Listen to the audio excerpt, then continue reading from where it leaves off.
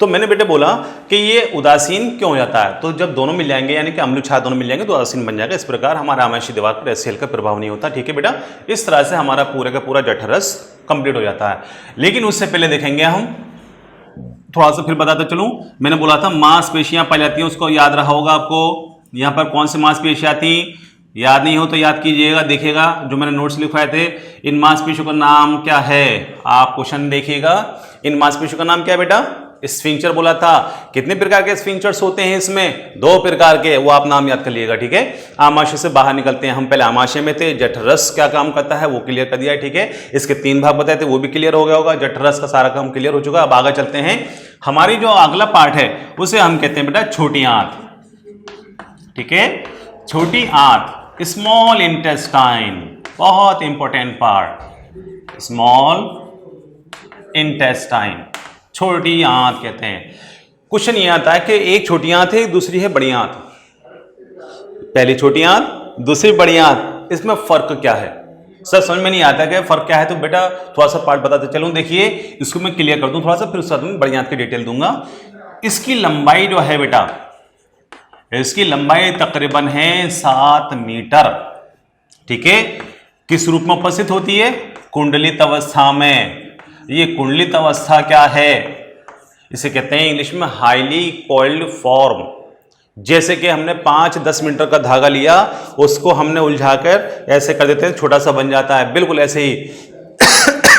7 metre का means क्या है, 1 मीटर में तकरीबन 3.25 फीट होते हैं, तो 7-21 यानी 22-23 फीट की होती है हमारी, लेकिन छोटे से भाग में पाई जाती है।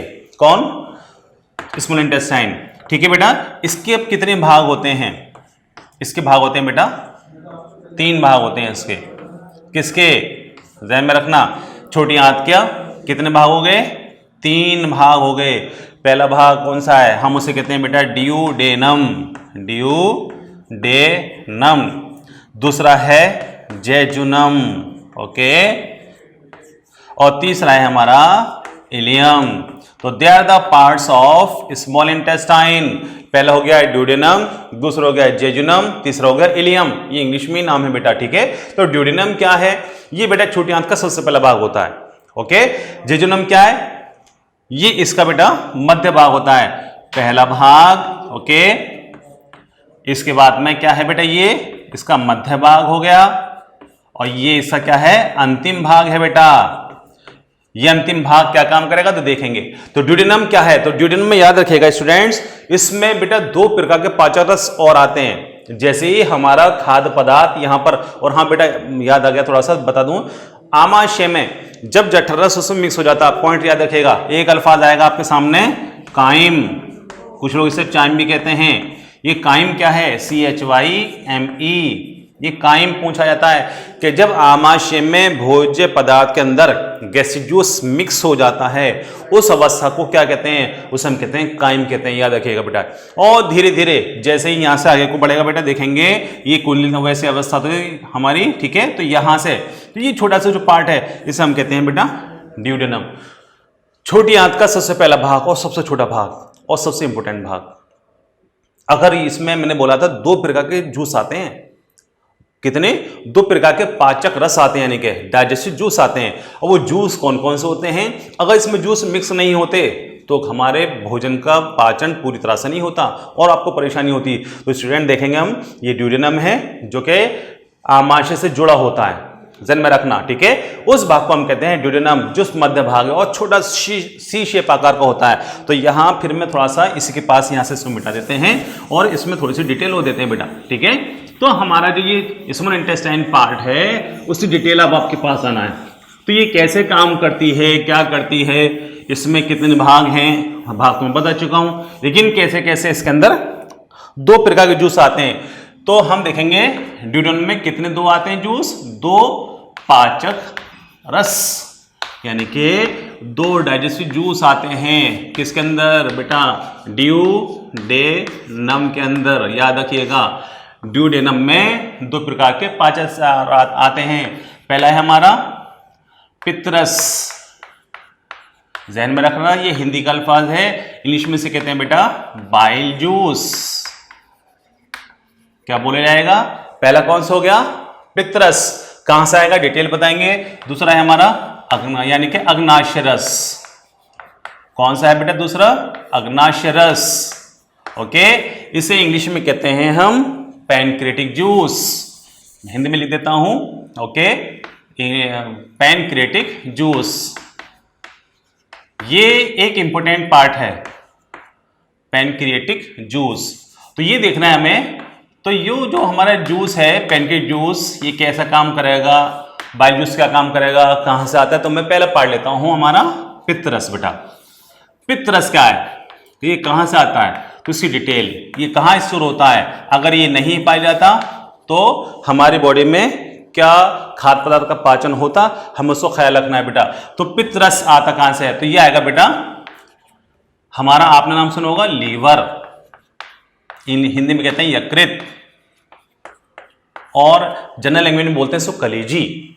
तो 3 नाम हो गए, डोंट बी कंफ्यूज। लीवर बोल दो, यकृत बोल दो, या कलेजी बोल दीजिए, कलेरिया भी जिसे कहते हैं बेटा। तो ये 3 चीजें हमारी यहां से निकलेगा। ठीक है, कौन सा रस निकलेगा बेटा इससे, पित्तरस, बाइल जूस निकलेगा। देखिए बाइल जूस क्या है, बाइल जूस एक इंपॉर्टेंट पॉइंट है बेटा, एक इंपॉर्टेंट क्या है, रस है, एक इंपॉर्टेंट रासायनिक पदार्थ है। अगर ये नहीं निकलता तो कितना प्रॉब्लम होती है, तो जानते हैं इसमें बेटा एक इंपॉर्टेंट पॉइंट है, याद रखना, उसमें एक भी एंजाइम नहीं पाया जाता। किसमें, बाइल जूस में no enzyme, enzymes are absent in bile juice. Bile juice में कोई एंजाइम नहीं होता बेटा, याद रखिएगा, क्योंकि ऊपर वाले ने इसको ऐसा ही बनाया है। लेकिन काम क्या है, वसा का पाचन करना। अगर ये नहीं होता तो वसा का पाचन, मैंने बोला था आमाशय में प्रारंभ होता है, ठीक है, वसीयम वगैरह में टूटता है, लेकिन यहाँ पर पूर्ण रूप से इसका पाचन हो जाता है। ठीक है, तो ध्यान में रखेंगे। तो यह है पित्तरस, लीवर से निकला। स्रावित कहां से हुआ बेटा, लीवर से स्रावित हुआ। और कहां स्टोर होता है, संचित यानी स्टोर होना, ये कहां स्टोर होगा वो देखिएगा। तो ये स्टोर होता है बेटा, हमारा एक अल्फाज है, आपने सुना होगा पित्ताशय। ओके, पित्ताशय को इंग्लिश में कहते हैं गॉल ब्लैडर। गॉल ब्लैडर जो है एक इंपॉर्टेंट पार्ट है हमारी बॉडी का। अगर कहते हैं गॉल ब्लैडर रिमूव कर दिया जाए तो इसकी बॉडी के अंदर वसा का पाचन और प्रोटीन का पाचन पूर्ण रूप से नहीं होता, ऐसे इंसानों को प्रॉब्लम हो जाती है।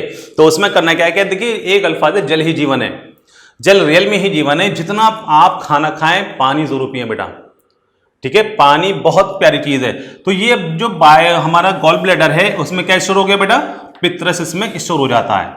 ठीक है, क्या स्टोर हो जाता है इसके अंदर, पित्ताशय के अंदर, गॉल ब्लैडर में पित्तरस। लेकिन देखेंगे अगर मान लीजिएगा ये हमारा लीवर है, मान लीजिएगा एक छोटा सा पार्ट यहाँ ऐसे होता है, यहाँ से एक डक्ट निकलती है, मैं डायग्राम से वहां मेंशन कर दूं आपको, यहाँ से कोई फायदा नहीं है। ठीक है, तो यहाँ देखेंगे बेटा, तो ये देखेंगे हम कि हमारा जो पित्ता होता है वो कैसे कैसे अपने रस को छोड़ेगा, ठीक है, और कहां पहुंचेगा वो।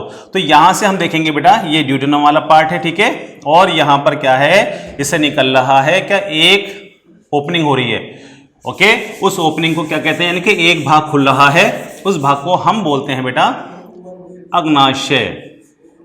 लेकिन मुझे पढ़ाना है अभी क्या बेटा, हमें पढ़ाना है बेटा यहां पर आपको गॉल ब्लैडर, पित्ताशय।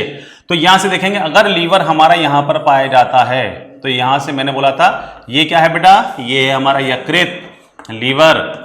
ये क्या है, ये है पित्ताशय।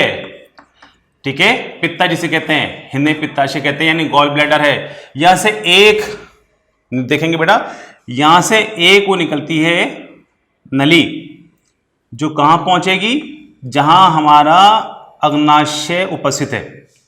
ध्यान में रखिएगा, पित्ताशय से एक नली निकलती है, उस नली को हम कहते हैं पित्त नली। हिंदी में क्या कहेंगे उसको बेटा, पित्त नली कहते हैं। इसे इंग्लिश में कहते हैं बाइल डक्ट। ठीक है, इसके एक नाम और है इंग्लिश में, बाइल डक्ट भी कहते हैं इसको बेटा। इसको हेपेटिक डक्ट भी बोला जाता है, पित्त नली को, वो बाद में डिस्कस होगा, इंग्लिश मीडियम का पार्ट है वो। तो यहां देखेंगे हम, यहां से एक नली निकली, वो क्या करेगी, पित्ते में जो स्टोर था गॉल ब्लैडर कहां लेके जाएगा, वो डायरेक्ट ड्यूडेनम नहीं खुलता बेटा, याद रखिएगा। वो कहां जाएगा, जहां अग्नाशय की नली है ना, जो ड्यूडेनम से अटैच हो रही है, उसमें यहां जाकर देखेंगे तो उसमें जाकर खुल रही है। ध्यान में रखिएगा, ये सी डिटेल में आगे बताऊंगा थोड़ा सा। अब हम देखते हैं पित्ता जो हमारा ये है, यानी कि गॉल ब्लैडर। गॉल ब्लैडर में क्या शुरू हुआ था बेटा, पित्तरस। अब उसका काम देखते हैं, ध्यान में रखेंगे, एक एक चीज को बहुत आसानी से देखिएगा। बेटा यहाँ मैंने बोला कि जो हमारा जो पित्ता होता है उसमें क्या कर पाता है, उसमें बाइल जूस होता है। बाइल जूस क्या करेगा, अब ध्यान में रखेंगे बेटा, मुख्य मैं बहुत ज्यादा डिटेल नहीं दूंगा। इसमें कोई एंजाइम नहीं होता, कोई एंजाइम नहीं पाया जाता, यानी कि कोई एंजाइम उपस्थित नहीं होता। दूसरा बेटा, इसमें दो लवण पाए जाते हैं। क्या पाए जाते हैं, दो लवण पाए जाते हैं। किसमें लवण पाए जाएंगे, हमारे बाइल जूस के अंदर। पहले लवण का नाम क्या है, उसको मैं दूसरे कलर से लिख दूं बेटा। इसमें पहले कलर का उसका नाम है, लवण का नाम है हमारा सोडियम ग्लाइकोलेट, सोडियम ग्लाइकोलेट, और दूसरा सोडियम टोरोकोलेट। ओके, ये इसमें पाए जाते हैं बेटा। इसमें दो लवण हो गए। अब देखें स्पेशल, इसमें बेटा दो लवण हैं। अब मैं फिर बता रहा हूं यहां पर, इसमें दो वर्णक भी पाए जाते हैं। इंपॉर्टेंट पॉइंट है किसकी, मैं सिर्फ पढ़ा रहा हूं बाइल जूस, जो कहां से निकला था, लीवर से निकला था। कहां शुरू हुआ था, पित्ते के अंदर शुरू हुआ था। जैसे ही यहां से निकलेगा तो इसमें यहां पर, यहां से भी स्राव होगा, ध्यान में रखिएगा। तो इसमें दो वर्णक भी पाए जाते हैं। तो पहला वर्णक का नाम इसमें देखेंगे, ठीक है, वो पहले वर्णक का नाम है इसमें बेटा बिलीरुबिन, बिलीरुबिन वर्णक, ठीक है, यानी कि पिगमेंट। और दूसरा होता है बिलीवर्डिन, बिलीवर्डिन वर्णक। दो वर्णक होते हैं बेटा, बिलीरुबिन और बिलीवर्डिन।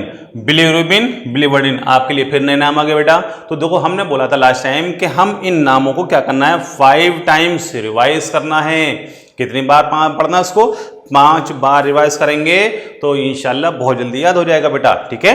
बिलीरुबिन और बिलीवर्डिन। फिर क्वेश्चन क्या आता है, इसमें से हरा रंग कौन सा है, पीला रंग कौन सा है, तो ध्यान में रखिएगा बेटा, ठीक है। तो ये जो होता है, ये हमारा ऊपर वाला बिलीवर्डिन, ये बेटा पीले रंग का होता है। इसका रंग कैसा होता है, पीला, नीचे वाला हरा होता है, ठीक है। तो ध्यान में रखना। अब इस पर क्वेश्चन एक और आता है, आपने सुना होगा पीलिया रोग। ओके, पीलिया रोग इंग्लिश में उसको कहते हैं जॉन्डिस। जब जॉन्डिस बिगड़ जाता है तो उसे हेपेटाइटिस कहते हैं बेटा। तो ये जो पीलिया रोग है, पीलिया रोग को आखिर पीलिया क्यों कहते हैं, कभी सोचा हम लोगों ने? हम इसलिए नहीं सोचते क्योंकि हम थोड़ा सा पढ़ते हैं। थोड़ा सा उसी डिटेल में जाइए बेटा, जितनी डिटेल में जाएंगे तो आपको और अच्छा लगेगा। तो देखेंगे कैसे, तो हमारी बॉडी कैसे नजर आती है, पीली। तो हमें पता लग गया होगा कौन सा वर्णक हमारे शरीर में पाया जाता है ज्यादा, बिलीरुबिन।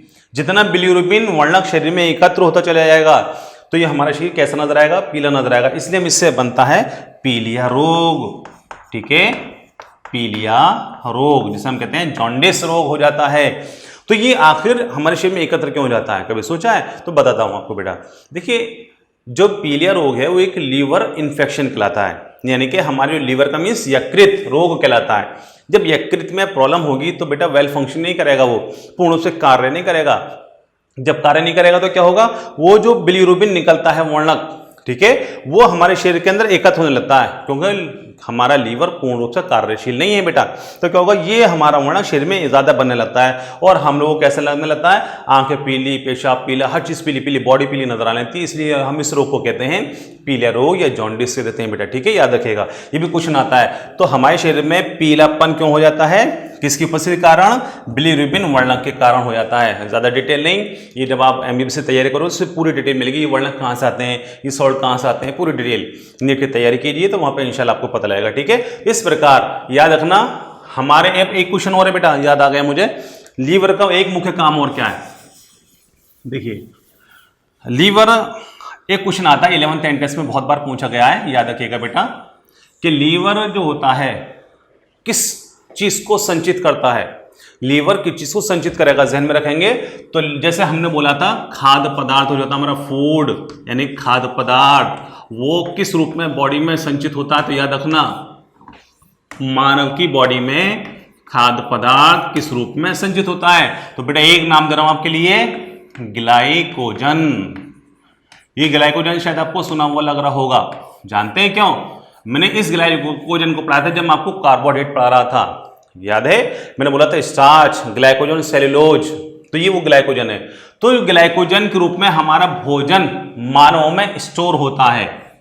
क्या होगा बेटा इसमें, यानी कि कहां स्टोर होता है, ये हमारे लीवर में स्टोर होता है। किस रूप में होता है, ग्लाइकोजन के रूप में। तो ये 11th इंडेक्स में ये भी क्वेश्चन पूछा गया है, बैक्टीरिया में भोजन किस रूप में स्टोर होता है।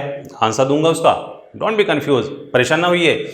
मानव में किस रूप में संचित होता है भोजन, वो भी आंसर आपके पास मिल चुका है। पादपों में किस रूप में होता है वो भी क्लियर हो चुका है, ठीक है। तो पादपों में स्टार्च रूप में होगा बेटा, मानवों में ग्लाइकोजन के रूप में, और बैक्टीरिया वाला आंसर भी सुन लीजिए, ग्लाइकोजन के रूप में ही फूड स्टोर होता है। किसमें, जीवाणु बैक्टीरिया के अंदर, याद रखिएगा बेटा, ठीक है। तो जहन में रखेंगे, एक एक चीज बहुत कीमती है, ठीक है। इस प्रकार हमारा जो था बाइल जूस में क्लियर कर रहा हूं, ठीक है। अब नेक्स्ट आता है इसमें बेटा हमारा दूसरा है अग्नाशय रस। तो अग्नाशय रस को हम देखेंगे बेटा, मैं एक बार इसको रिवाइज करा दूं। अग्नाशय रस पर पहले जाने से पहले, बाइल जूस में कोई एंजाइम नहीं पाया जाएगा। ये भी क्वेश्चन आ चुका है बेटा एग्जाम के अंदर कि निम्नलिखित में से वो कौन सा पाचक रस है जिसमें कोई एंजाइम नहीं पाया जाता। तो उसका नाम क्या है बेटा, पित्तरस, यानी कि बाइल जूस। दूसरा, इसमें दो लवण पाए जाते हैं, उन लवणों का नाम क्या है, सोडियम ग्लाइकोलेट, सोडियम टोरोकोलेट। इसमें दो वर्णक पाए जाते हैं, पहला कौन सा, बिलीरुबिन वर्णक और दूसरा बिलीवर्डिन वर्णक। और इसका नेक्स्ट काम क्या था, इसमें खाद्य पदार्थ किस रूप में संचित होगा बेटा, ग्लाइकोजन के रूप में होगा। क्लियर हो चुका होगा जहां तक मैं समझता हूं, ठीक है। अग्नाशय को अब हम लेके चलते हैं बेटा, ठीक है। तो यहां से पित्तरस क्लियर हो गया, अब हम लेके चलते हैं इसमें अग्नाशय। देखो बेटा डायग्राम मैंने यहां पर बनाया हुआ है, आमाशय के नीचे एक पत्ती के तरह। ये वाला जो डायग्राम है ये हमारा अग्नाशय है बेटा। क्या है ये, अग्नाशय। इंग्लिश में से कहते हैं हम पैनक्रियाज। क्या कहते हैं, पैनक्रियाज कहते हैं। यहां ये पीला अल्फाज अजीब सा पीले लग रहा है, इसको मैं हटा देता हूं, ठीक है बेटा। अब हमें इसको लेकर चलना है, अब मुझे इस चीजों की जरूरत नहीं है, ठीक है, थोड़ा सा तो यहां से मैं बता दूंगा आपको बेटा। अब हमें ये पढ़ाना है क्या, अग्नाशय क्या है, अग्नाशय कैसे कैसे काम करेगा बेटा, हम उसको डिफाइन करना है, बताना है आपको। तो देखो इसमें देखेंगे हम बेटा कि अग्नाशय क्या है। देखिए एक लीवर में फिर थोड़ा सा चलूं, सॉरी, लीवर मानव शरीर की सबसे बड़ी ग्रंथि है। क्वेश्चन आता है इस पर भी याद रखिएगा। लीवर मानव की सबसे बड़ी ग्रंथि कहलाती है, जिसका वजन लगभग 1.5 किलो होता है। कितना, 1.5 किलो वजन है उसका। मानव शरीर की सबसे बड़ी ग्रंथि का नाम लीवर। उसके बाद में पूछा मानव शरीर की दूसरी सबसे बड़ी ग्रंथि का नाम क्या है, तो आप जानते हैं बेटा अग्नाशय होती है। तो मैं थोड़ा सा मेंशन कर दूं यहां पर आपको, देखिएगा अग्नाशय लेके चलते हैं बेटा, ठीक है, क्योंकि इसी से निकलता है अग्नाशय रस, यानी कि क्या है हमारा बेटा, पैनक्रियाज है ये बहुत इंपॉर्टेंट चीज है। हमें डायबिटीज रोग इसी की वजह से होता है, तो बताऊंगा कैसे इससे बचना है, ठीक है। तो अग्नाशय से निकला अग्नाशय रस, इंग्लिश में से कहते हैं pancreatic juice, sorry pancreatic juice निकलता है बेटा। कहां से निकलता है, अग्नाशय से निकलेगा, जहन में रखना, ठीक है। और ये मानव शरीर की दूसरी सबसे बड़ी ग्रंथि होती है। दूसरी कौन सी है, सबसे बड़ी ग्रंथि, ये this is the second largest gland.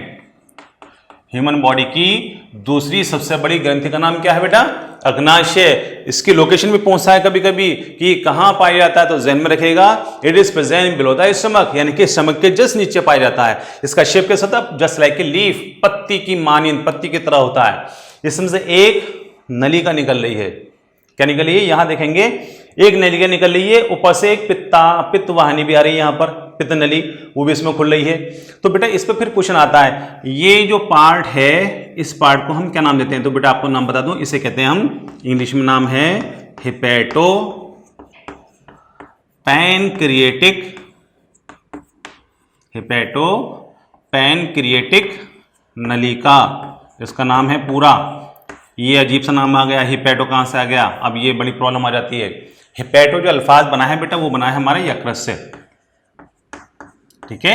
यकृत जो होता है हम उसको यकृत को बनाने वाली कोशिकाएं होती है हिपैटिक सेल्स। कौन सी सेल्स है, यकृत को बनाने वाली कोशिकाओं को हम कहते हैं हिपैटिक सेल्स। उसी हिपैटिक सेल से निकाला है हिपैटो, ध्यान में रखेगा। और अग्नाशय को हमने बोला था पैनक्रियाज, तो पैनक्रियाज से निकलने वाली नलिका का नाम पैनक्रिएटिक नलिका हो जाएगा, ठीक है, ओके। तो देखेंगे हम यहाँ पर पैनक्रिएटिक नलिका और हिपैटो दोनों मिल जाती है बेटा, और इसका स्राव क्या होगा बेटा, वो ड्यूडेनम में आने लगता है, यहां आ जाएगा। अब ये कैसे कैसे काम करता है तो वो बताना है। तो बेटा इसमें आप दूसरी बात बता दूं, अग्नाशय इस स्टमक के नीचे होता है, पत्ती के समान संरचना है। मानव शरीर की दूसरी सबसे बड़ी ग्रंथि है। एक इंपॉर्टेंट पॉइंट है इसका, इसको मिश्रित ग्रंथि भी कहते हैं। लो जी, एक नया पॉइंट आपके लिए और मिला, इसे मिश्रित ग्रंथि। क्या आपने तो पढ़ा होगा, दो तरह की ग्रंथि होती हैं, बाह्य स्रावी, अंतःस्रावी। लेकिन बेटा यहाँ पर क्या है, हम तीसरी ग्रंथि पढ़ा रहे हैं आपको। तीसरी ग्रंथि का नाम जानते हैं क्या है? मिश्रित ग्रंथि। मिश्रित ग्रंथियां मानव शरीर में लगभग 3 होती हैं। अब आप सोचेंगे क्या, जब मैं ग्रंथि पढ़ाऊंगा कंट्रोल, कोऑर्डिनेशन, नियंत्रण एवं समन्वय, तो वहां पे क्लियर करूंगा। फिलहाल मुझे वो डिटेल नहीं बताना है। तो इसको मिश्रित ग्रंथि यानी कि इसको मिक्स ग्लैंड भी बोला जाता है बेटा, मिक्स्ड ग्लैंड्स भी कहते हैं इनको। जानते हैं क्यों? क्योंकि बेटा 2 काम करती है। कौन? अग्नाशय। ये मिश्रित ग्रंथि या मिक्स ग्लैंड क्यों कहते हैं? 2 काम करेगी बेटा। क्या करेगी? ये बाह्य स्रावी ग्रंथि का भी काम करती है, ओके, और दूसरा काम करेगी अंतःस्रावी ग्रंथि का भी काम करती है ये, ओके। जब 2 काम करेगी बेटा, इसलिए हम इसको कहते हैं मिक्स ग्लैंड। अब ये कैसे कैसे काम करेगी, तो इसमें थोड़ा सा हम लेके चलते हैं बेटा। फिर मैं बता दूं आपको बेटा, हमारा अग्नाशय आमाशय के नीचे होता है और पत्ती की मानिंद, पत्ती की तरह इसकी संरचना होती है। और कहां खुलती है? ड्यूडेनम के अंदर खुलती है। किस नलिका के द्वारा खुलती है? हेपेटोपेंक्रेटिक नलिका के द्वारा। वो क्यों हिपैटो क्यों आया है? यकृत से रिलेटेड बताया था मैंने, पित्ताशय से, इसलिए दोनों को मिलाकर ये नाम दिया जाता है, ओके।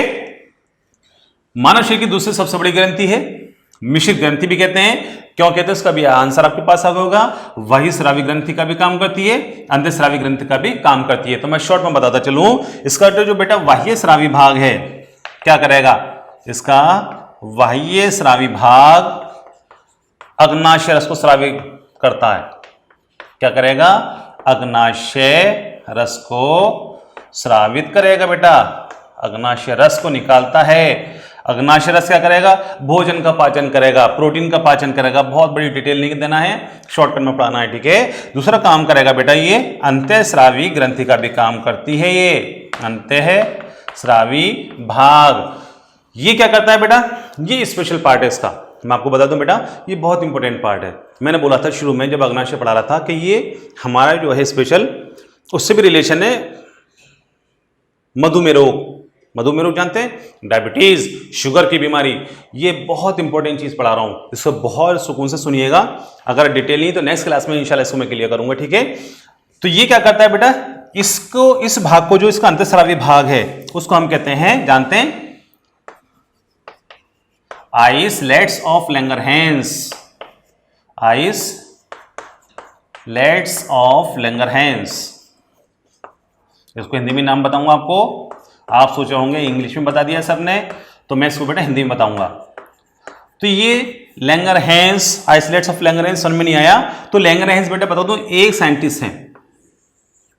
लैंगरहैंस एक वैज्ञानिक है बेटा, ध्यान में रखना। इन्होंने इस भाग की, इसके अंतःस्रावी भाग की खोज की थी। उन्हीं के नाम पर इसको कहते हैं लैंगरहैंस का द्वीप भी कहते हैं बेटा, लैंगरहैंस का द्वीप भी कहते हैं इसको बाबू, याद रखेगा। क्योंकि इसकी खोज किसने की थी? लैंगरहैंस ने की थी, याद रखेगा। आइसलेट्स ऑफ लैंगरहैंस कौन सा भाग कहलाता है अग्नाशय का? अंतःस्रावी भाग। क्वेश्चन फिर घुमा के पूछेगा, क्या पूछेगा? इसका अंतःस्रावी भाग क्या कहलाता है? तो उसका नाम क्या है बेटा? Islets of Langerhans. लैंगरहैंस का एक द्वीप कहलाता है बेटा। अब ये होता क्या है, तो मैं इसको और क्लियर कर दूं बेटा, देखेंगे तो ये एक इंपॉर्टेंट पॉइंट है ये भी, कि इसको आइसलेट्स ऑफ लैंगरहैंस नाम तो दे दिया गया, इसमें आखिर पाया क्या जाता है बेटा, तो वो देखना है हमें, ठीक है। तो हम देखेंगे इसमें बेटा कि यहां जो हमारा द्वीप है, कौन सा द्वीप था? लैंगरहैंस का द्वीप। लैंगरहैंस के द्वीप में 3 प्रकार की कोशिकाएं होती हैं। वो उन कोशिकाओं का नाम क्या है? उसको नाम तो हमने दे दिया, लेकिन इसमें कितने प्रकार की कोशिकाएं होती हैं बेटा? 3 प्रकार की सेल्स पाई जाती हैं, 3 प्रकार की कोशिकाएं पाई जाती हैं। पहली सेल्स कौन सी है बेटा? अल्फा सेल्स, अल्फा कोशिकाएं। दूसरी कौन सी हैं? बीटा सेल्स, ठीक है, बीटा सेल। तीसरी होती है हमारी गामा, नहीं डेल्टा, सॉरी, डेल्टा सेल्स कहलाती है बेटा।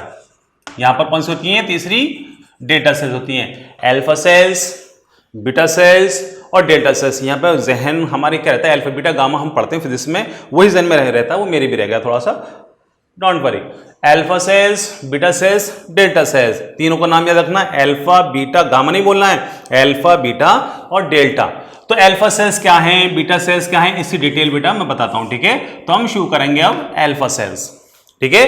तो अल्फा सेल्स क्या हैं? तो अल्फा सेल्स हमारे शरीर की वो कोशिकाएं होती हैं जिनके द्वारा हमारा जो एक होता है, नाम सुना होगा आपने, ग्लूकागोन हार्मोन।